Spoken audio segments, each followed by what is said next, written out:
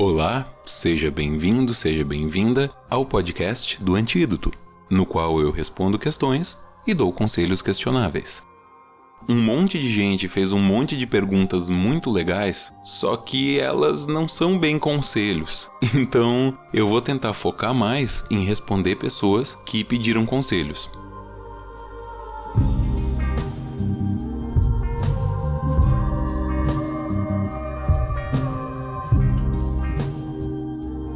A primeira pergunta que eu vou responder hoje não foi feita pro podcast e é uma pergunta que eu já respondi. Imagina o seguinte, eu vou responder a mesma pergunta pela segunda vez, mesmo ela não tendo sido feita pro podcast. Isso é o quão importante eu acho que é falar um pouco mais sobre isso.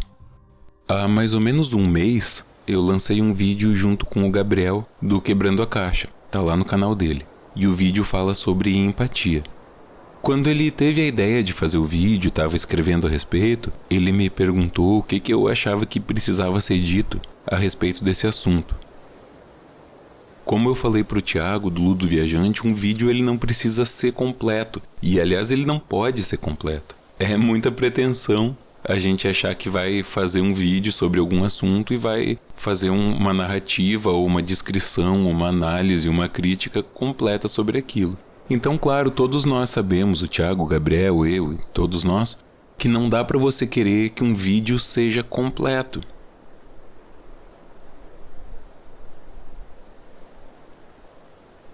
O nosso vídeo, meu e do Gabriel, que tá lá no canal Quebrando a Caixa, assim como todos os outros, ele não é um vídeo completo. O tipo de vídeo que a gente costuma fazer se chama vídeo ensaio. Ele é um ensaio em forma de vídeo. E o que é um ensaio? Um ensaio é um texto que tenta desenvolver uma ideia. Então veja, ele não tenta encerrar, concluir a ideia. Ele tenta desenvolver. Então, Gabriel, essa é para você. Quando você me perguntou sobre empatia, teve várias ideias que me ocorreram e várias delas acabaram no vídeo. Só que quando eu assisti o vídeo pronto, várias outras ideias vieram na minha cabeça. É engraçado que quando a gente vê o produto pronto, com um pouco de distanciamento, já vem outros sentimentos e outras ideias. Eu fiquei muito feliz de a gente falar sobre empatia. Agora, pensa aqui comigo, cara. Toda a simbologia do teu canal gira em torno de ser diferente. Desde a logo do canal, o nome e o símbolo de diferente que você e os inscritos usam. Para quebrar a caixa, é preciso ter a caixa. Para ser diferente, é preciso ser diferente de alguém. Ninguém pode ser diferente sozinho. A diferença é uma relação. Mas como a gente sabe que a gente é diferente, a gente pode se sentir diferente. Mas como cantou o Tom York, Just cause you feel it doesn't mean it's there. Não é porque você sente que isso realmente exista. A gente pode sentir que é diferente, acreditar que é diferente, mas como já dizia o Sagan, eu não quero acreditar, eu quero saber. Como é que eu sei que eu sou diferente? Bom, no vídeo que a gente fez, eu falei que como a gente não pode saber com certeza como é que é o mundo pelos olhos do outro, o máximo que a gente pode fazer é imaginar o outro. A gente imagina o outro como diferente, e isso pode ser uma coisa muito boa, mas não necessariamente. Por exemplo, se você se vê como diferente porque você é superior aos outros, isso pode levar a caminhos muito perigosos. Para ser diferente, você precisa ser diferente de alguém. E onde é que está essa diferença? O que é que se faz a respeito dela? É importante aceitar e valorizar a diferença? Sim. Mas é preciso ter muito cuidado para não pensar em si mesmo como eu sou o cara que saiu da Matrix, eu sou o cara que tomou a pílula vermelha, eu sou o cara que pensa fora da caixa, eu sou o cara que está acima dos outros que são mero gado. É aí que entra a empatia. É aí que entra David Foster Wallace falando que imaginar os outros dessa forma é uma escolha. E a filosofia é justamente uma ferramenta para você poder imaginar que você é diferente sem imaginar que os outros são criaturas simplórias. Mas também tem um outro lado, o lado da opressão que pode sofrer aquela pessoa que rompe com os padrões. Afinal de contas, romper com os padrões sociais é basicamente uma definição do que significa loucura. Um texto clássico que fala sobre isso é a História da Loucura, do Foucault. O louco é historicamente constituído como aquela pessoa que rompe com os padrões sociais. A caracterização histórica da loucura é justamente não seguir o que é aceito pela sociedade. Para a pessoa que apanhou por ser diferente da norma, para a pessoa que foi sistematicamente excluída por ser diferente da norma, para a pessoa que é alvo de um ódio irracional por ser diferente da norma, poder ter orgulho de ser diferente é uma coisa muito, muito importante. Mas assim como a liberdade precisa ser acompanhada pela responsabilidade para evitar resultados desastrosos, aceitar que é diferente precisa vir junto com a empatia, com imaginar os outros complexamente. Eu sei, Gabriel, que para você isso pode ser tão óbvio quanto é para mim, mas eu não sei se todo mundo que está ouvindo vê da mesma forma. Eu não sei se todo mundo que está ouvindo considerou essas ideias. Eu acho muito bonito você incentivar as pessoas a valorizar a diferença. E é justamente por isso que é importante lembrar que a diferença sem empatia pode ser uma coisa perigosa e ruim. Porque, cara, eu não quero ver ninguém por aí deturpando a coisa bonita que você faz. Esse podcast serve para dar conselhos questionáveis. Então o primeiro conselho do dia não é para uma pessoa específica, mas é para as pessoas que assistem o Quebrando a Caixa. O tipo de diferença da qual o Gabriel fala, o tipo de diferença que vale a pena ser celebrada, é a diferença que vem junto com a empatia. E agora a gente pode ir para os conselhos normais. Lucas dos Santos pergunta: o que fazer quando se tem muito tempo em ócio? Tipo, faz tempo que eu tô desempregado e às vezes me dá um desespero a noção que eu tô perdendo tempo. Você já passou por algo equivalente a isso? Lucas, eu não passei. Essa é uma coisa que eu não vivi. Agora, hoje em dia, só fica sem o que fazer quem quer. Se você tem acesso à internet, se você tem acesso ao YouTube, já tem um monte de coisa que você pode aprender, já tem um monte de coisa que você pode estudar. Vamos diferenciar uma coisa? Uma coisa é trabalho e outra coisa é emprego. Hoje em dia, pode faltar emprego, mas não falta trabalho. Cada criança que não tem acesso a uma boa educação é um trabalho que tem que ser feito. Cada pessoa dormindo na rua é um trabalho que tem que ser feito. Cada praça pública mal cuidada é um trabalho que tem que ser feito. Tem muito trabalho para ser feito no mundo. E se você tem o privilégio de poder ter tempo livre, a dica que eu te daria é, de repente, tenta ocupar esse tempo fazendo um trabalho que vá trazer boas coisas para você e para outras pessoas também. Por que não? Isso, inclusive, pode ajudar na parte profissional. Muitas pessoas fazem trabalhos voluntários e isso acaba influenciando a carreira depois. Rubens Maia pergunta: ei, Antídoto, curte Tame Impala? Considera um equivalente moderno do Pink Floyd? Eu acho que tem a ver com o Pink Floyd. Não sei se eu considero um equivalente moderno, porque o Pink Floyd não era uma banda que remetesse a influências antigas. O Pink Floyd era uma banda bem contemporânea na época deles. E o Tame Impala me parece uma banda bem mais vintage, bem mais retrô. Não é totalmente isso, eles têm bastante coisas que não são assim. Mas me parece uma banda que não é muito o som de hoje em dia, sabe? Então não sei se eu consideraria um equivalente moderno, mas eu acho legal pra caramba. Bom, Christopher pergunta: é dito que deixar acontecer é o certo. Porém, um número igual de pessoas diz que correr atrás do que quer é o que deve ser feito. Aí ele pergunta qual que é a minha opinião sobre isso. Cara, tem umas correntes da filosofia oriental gigantes que falam a respeito disso, e essa é uma dicotomia muito legal. Olha só, o taoísmo é uma ferramenta filosófica que pode engrandecer a sua caixinha de ferramentas. Christopher: o taoísmo não diz que você tem que ter a inação e deixar acontecer, mas ele também não diz que você tem que ir contra a corrente. O taoísmo vai ensinar a tentar seguir o fluxo natural das coisas, mas fazendo o seu caminho. Eu acho que vale muito a pena você estudar taoísmo. Se você quiser, eu posso deixar uns links. Pede nos comentários que eu deixo os links. A melhor frase a respeito disso, a minha frase favorita a respeito disso, um cara me falou uma vez e eu nunca esqueci. Que as coisas que você pode mudar, o esforço é para mudar. E as coisas que você não pode mudar, o esforço é para aceitar. O taoísmo vai tentar ensinar uma maneira de mudar as coisas que podem ser mudadas através de seguir e direcionar o curso natural das coisas. É usar a própria energia das coisas para transformar elas. Então, muitas coisas práticas, sei lá, o judô, o aikido, a permacultura, vão, de fato, usar essa lógica, né? Vale muito a pena estudar essas coisas. Danilo pergunta: o que fazer quando se está apaixonado por alguém e não é correspondido? Ela sabe, mas prefere amizade. Cara, você é show, parabéns pelo canal e obrigado por todo o conteúdo. Muito obrigado, Danilo. Cara, olha só, eu gostaria muito de saber quem foi que inventou a ideia de que a paixão é mais do que a amizade. Isso pra mim não faz nenhum sentido.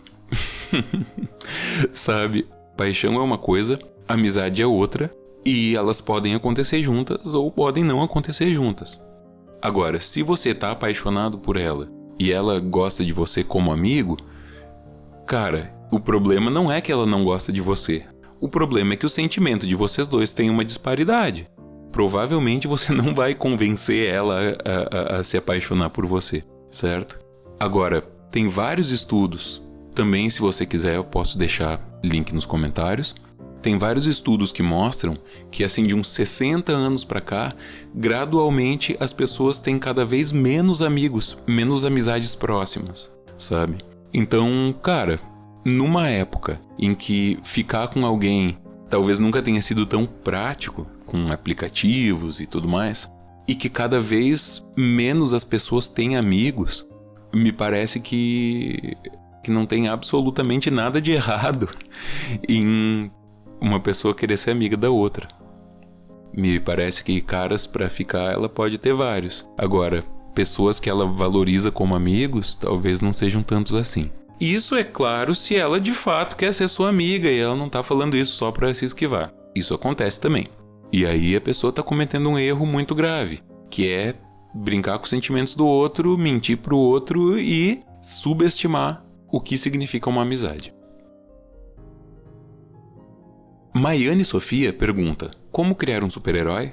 Seria massa algumas ideias. Maiane, em geral, os grandes super-heróis, aqueles que entram para a história, aqueles que marcam uma época, são os heróis que correspondem mais a algumas características que são muito importantes nessa época. Por exemplo, o fato de o herói Pantera Negra ter surgido no mesmo mês que o movimento dos Panteras Negras deixa muito claro como tem algumas preocupações e algumas coisas que são comuns a muita gente. Talvez a forma mais legal de criar um super-herói seria tentar dar uma abordagem nova, uma abordagem original para algum problema ou para alguma situação que aconteça hoje em dia e que é importante, que é relevante para as pessoas. Então, de repente, tenta identificar alguma dessas coisas e tentar criar uma abordagem nova e diferente para essa coisa. De repente, tá aí o seu super-herói. Sofia Gabriele diz: oi, eu amo seu canal. Tem como você fazer um vídeo sobre Lacan? Obrigado, parabéns pelo vídeo. Obrigado, Sofia. E por enquanto não tem como eu fazer um vídeo sobre Lacan. Lacan é um pensador muito complexo e para poder falar com propriedade a respeito dele, tem que conhecer bem a obra. E eu não conheço bem a obra ainda, mas quero conhecer. Francisco Santiago diz: pô, mano, acho seus vídeos muito bons, mas acho sua voz meio travada, tipo robô, saca? Francisco Santiago, eu não sei do que você está falando. João Jogue pergunta: Pink Floyd é o Travis Scott do rock? Então, como eu falei no vídeo, isso vai da experiência de cada pessoa. Na minha experiência, não. Mas na experiência de outras pessoas, eu acho que é. Danilo Couto de Souza pergunta: assiste animes? Já assistiu? Tem alguns que levantam temas legais, por exemplo, Full Metal Alchemist, que eu adoraria ver num vídeo teu. Danilo, eu não tenho o hábito de assistir animes hoje em dia. O último que eu assisti foi One Punch Man, que eu achei bem legal, mas Antes dele também fazia um bom tempo que eu não via um anime. Eu tive uma época da vida que eu assistia bastante, vários, e eu achava muito legais. O problema é que essa época já faz uns 15 anos, e então eu tô muito desatualizado.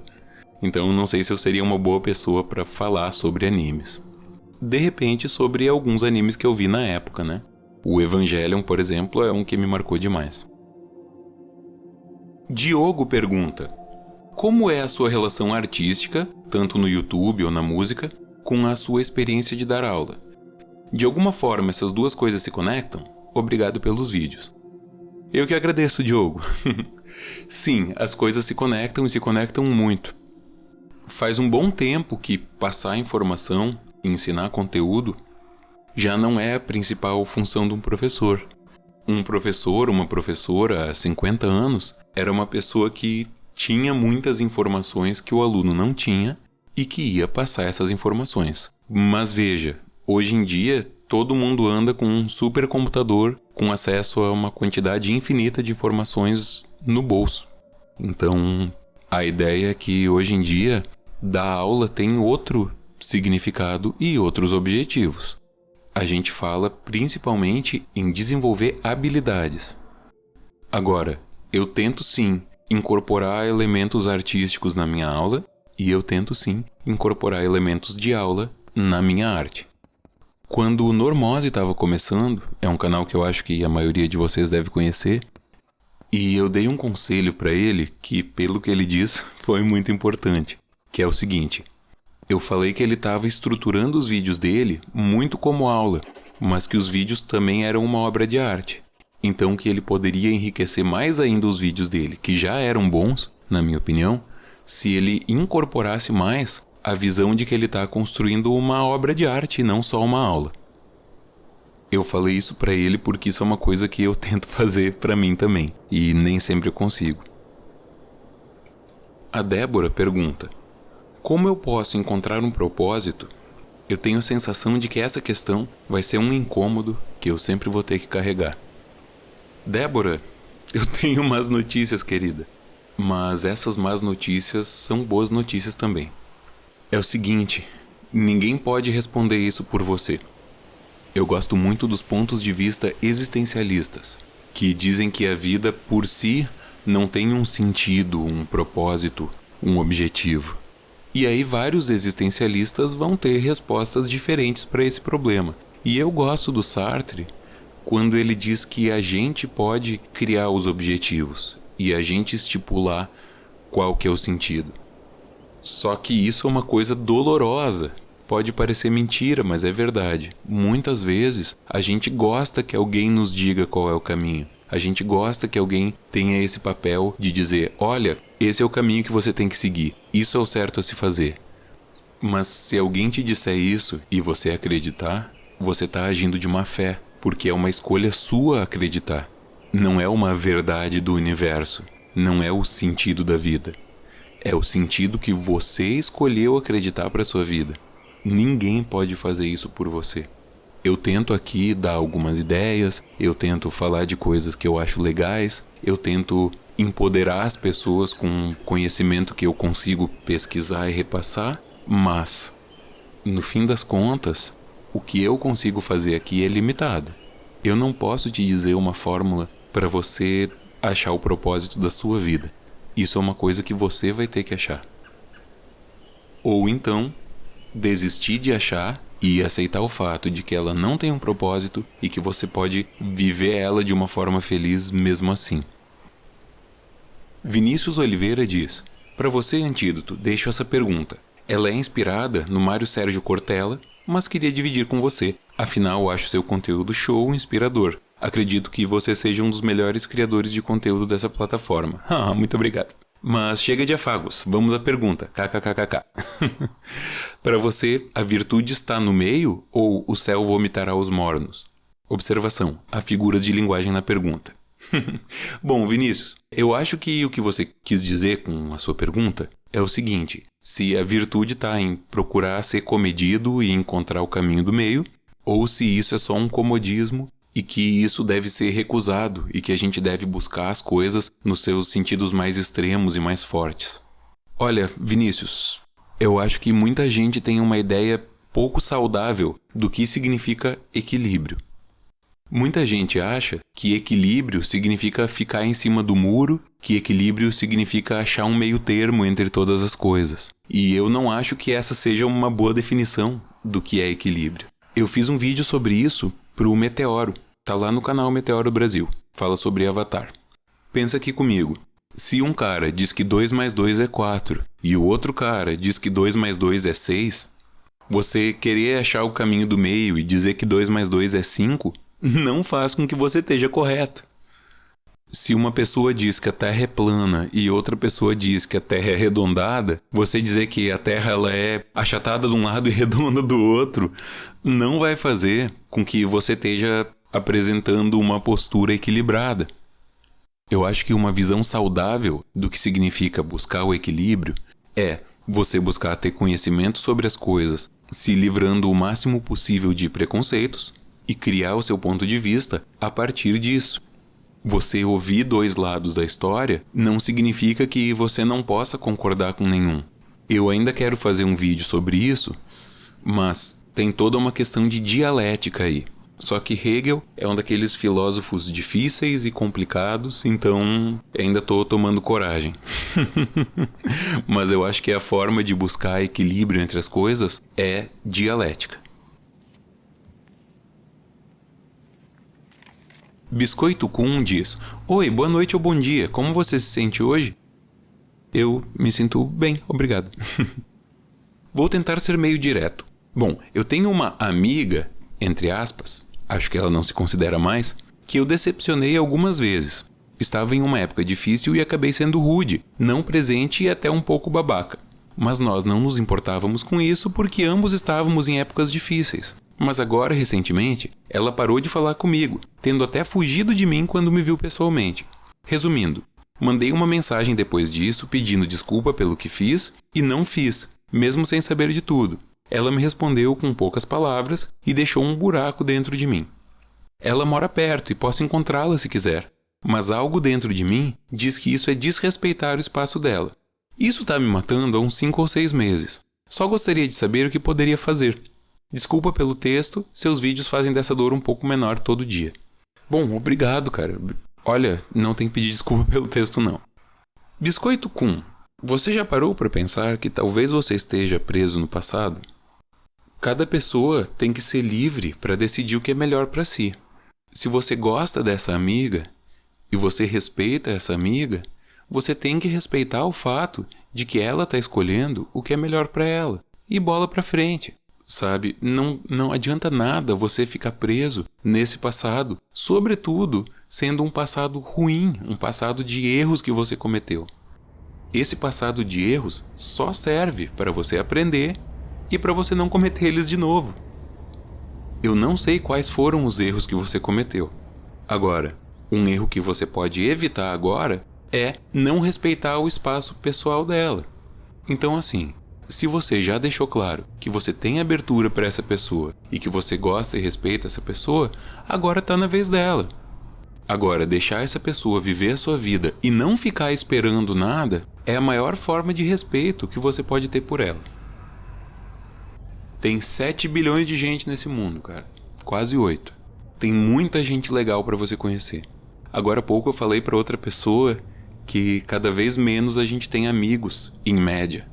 E talvez você precise valorizar os que você já tem ou conquistar novos. E não ficar preso nesse passado. Alice Andrioli diz: Como conseguir não se importar com a idiotice de um membro da família que acredita que passar no vestibular é mais importante que a vida? Puxa vida, Alice! Isso é muito difícil. O vestibular é uma porta de entrada para a universidade, onde a pessoa vai adquirir muito conhecimento, muitas habilidades e muitas experiências. O problema é o seguinte: da forma como a nossa sociedade vê o vestibular, ele é mais uma questão de status para você poder entrar numa universidade que vai te dar privilégios, do que de fato uma maneira de buscar conhecimentos, habilidades e experiências. Geralmente, as pessoas que acham que o vestibular é a coisa mais importante do mundo estão muito preocupadas com todas essas coisas. Só que às vezes as pessoas nem percebem isso. Às vezes elas estão tão presas nesse mundinho de cobrança, cobrança, cobrança, resultado, resultado, resultado, prova, prova, prova, que elas de fato perdem um pouco a noção do todo. A pessoa olha tanto para aquela árvore que ela esquece da floresta. Como não se importar com isso, não tem fórmula mágica. Se é uma pessoa com quem você se importa, talvez o que você possa fazer é tentar lembrar essa pessoa do porquê ela quer aquilo que ela quer. Eu, particularmente, acredito que quem segue os seus desejos cegamente não é livre. É livre quem consegue questionar os seus desejos, questionar suas vontades. Então, talvez, se é uma pessoa com quem você se importa, talvez você possa questionar isso. Ou, melhor ainda, dá para a pessoa a oportunidade de ela mesma questionar isso. Júlio César de Souza Cassiano pergunta: como lidar com pessoas que amamos, porém são indubitavelmente ignorantes? Cara, que legal que você consegue ver os defeitos da pessoa e entender que você ama ela mesmo assim. A gente tem muito hoje em dia visto os defeitos da pessoa e odiado a pessoa. E quando a gente vê os defeitos e continua amando, isso é muito legal, isso é muito bonito. Ignorância significa não saber. Se a pessoa é ignorante, significa que ela não sabe de alguma coisa.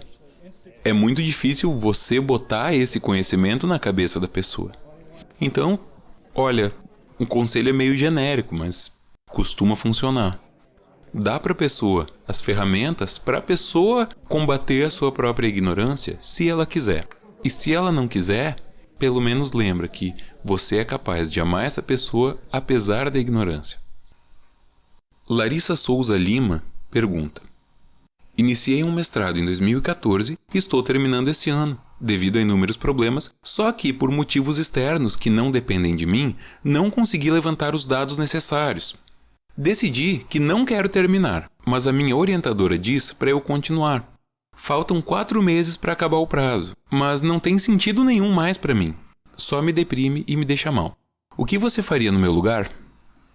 Larissa, eu estava respondendo a Alice agora há pouco e eu falei para ela que pela visão filosófica que eu tenho, liberdade não significa fazer o que você quer.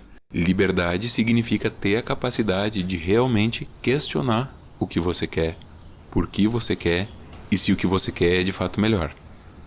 Eu posso te dizer, cara, o pior já passou, falta só 4 meses. Se você encarar esses 4 meses de sofrimento, você vai ser mestre o resto da vida. E você ter 4 meses no inferno e um diploma que não serve para nada. Ou eu posso dizer, Larissa, a gente está vivendo um processo de inflação acadêmica. Ter um diploma tem cada vez menos peso. E é mais importante você ter conhecimentos, habilidades e contatos do que ter um certificado na parede. Esquece isso aí. E daqui a pouco aparece para você uma oportunidade de trabalho muito legal que precisa de mestrado. Então, não tem como saber. Você está fazendo uma aposta. A única ferramenta que eu posso te dar para tentar ajudar com o peso dessa aposta é questiona o que você quer e questiona por que você quer. Talvez você não esteja achando a resposta fácil e clara porque você não está fazendo as perguntas corretas. Talvez, não sei. Espero que fique tudo bem, independente de qual for a escolha que você fizer. Milena pergunta: como lidar com os dias nublados? Milena, se for um dia nublado, frio, com bebidas quentes e cobertores. Se for um dia nublado, quente, com ar-condicionado. Se for um dia nublado psicologicamente, com a lembrança do fato de que o céu nunca tá cinza. O céu tá sempre azul. As nuvens cinzas são grandes, são fortes e elas tapam o céu azul, mas elas não são o céu. Se você viajar de avião, para cima das nuvens tem um céu azul. As nuvens passam, o céu tá sempre lá. Ernesto Gigalmesh pergunta: como lidar com um ex-melhor amigo que citou para você que já foi traficante e é abertamente usuário de drogas, ainda mais tendo que ver ele todo dia por 4 anos em um futuro próximo? Essa situação não me deixa nada confortável, porque eu não quero mesmo me aproximar dele de novo, e eu sei bem como é quando fica um climão no ambiente quando a pessoa tá lá. E isso todo dia. É uma merda. Ernesto, primeiro que eu acho que não tem que estigmatizar os usuários de drogas. Agora, pelo que eu entendi, vocês são bem jovens e talvez vocês não tenham nem idade para beber álcool, que é uma droga legal. Usar drogas ilegais é mais complicado ainda, né? Enfim, você não tem obrigação nenhuma de continuar sendo amigo de uma pessoa que sistematicamente te faz mal só porque você foi amigo dessa pessoa um dia. Uma amizade vai ter momentos bons e momentos ruins, mas ela, na média, é para fazer bem para os dois, não é? Então, assim, você está entrando na faculdade e na faculdade você vai ter muito mais liberdade para escolher o que você faz, com quem que você anda e etc., em relação a como era a vida na escola. Se você não se sentir confortável estando perto dessa pessoa, só não fica muito perto. Paciência. É uma das coisas desagradáveis da vida que a gente tem que lidar. Agora, se é uma pessoa que te faz bem, tenta não alienar essa pessoa porque a pessoa usa drogas. Por outro lado, se é uma pessoa que te faz mal, não é porque a pessoa é seu colega que você tem que ter proximidade. Saber diferenciar amigo de colega é uma habilidade importante nessa vida. Hugo Nascimento pergunta: como lidar com uma pessoa que parece que gosta de verdade de você, mas ao mesmo tempo parece que está só passando um tempo?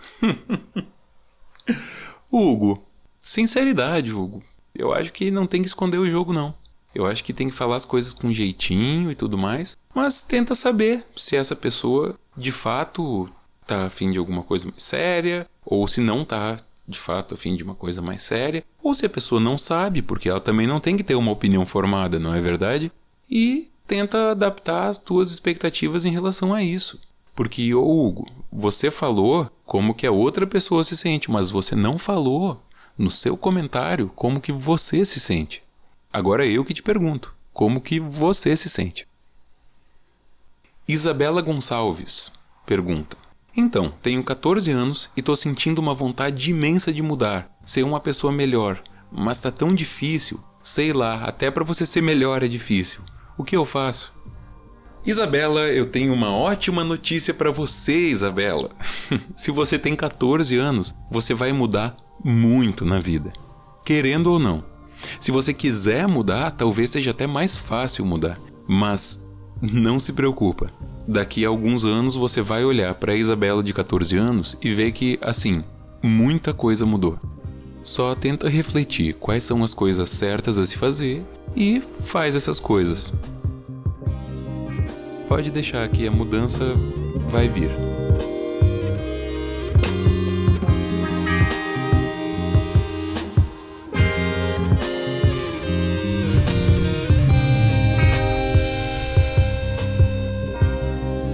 Bom, eu espero que vocês tenham gostado.